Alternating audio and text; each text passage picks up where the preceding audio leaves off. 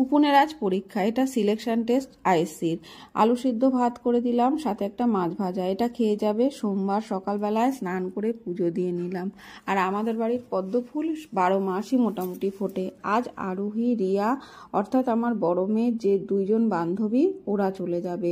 এখন ওদের জন্য করছি চা, তবে আমি খাবো লিকার চা। এই 2 দিন কোথা থেকে যেন কেটে গেল বুঝতেই পারলাম না। ভালো সময় খুব তাড়াতাড়ি শেষ হয়ে যায়। যাই হোক, ওদের চা করে দিয়ে আসলাম। আর এরপর আমিও রান্নাটা করে নেব। রান্না করে নিয়েছি। এরপর এখন একটু ময়দা মেখে নিলাম, সাথে সয়াবিন আলুর তরকারি। ওদের এটা রাতের খাবার দিয়ে দেব। রান্না করেছি মূলোর শাক, পোস্ত দিয়ে আলু ভাজা, ডাল, আর ছিল গতদিনের মাংস। ওদের লুচি ভেজে দিয়ে দিলাম। এবার ফিরে যাবার পালা। আমার বড়টাও যাবে। 3জনেই রেডি হয়ে একে একে সবাই বেরিয়ে পড়লো। সময়ের সাথে বদলে যাবে অনেক কিছু। এরপর ওরা একে একে কর্মসূত্রে হয়তো কে কোথায় থাকবে জানি না, তবে এই দিনগুলো স্মৃতি হয়ে আমার এই ছোট্ট ভিডিওতে থেকে যাবে।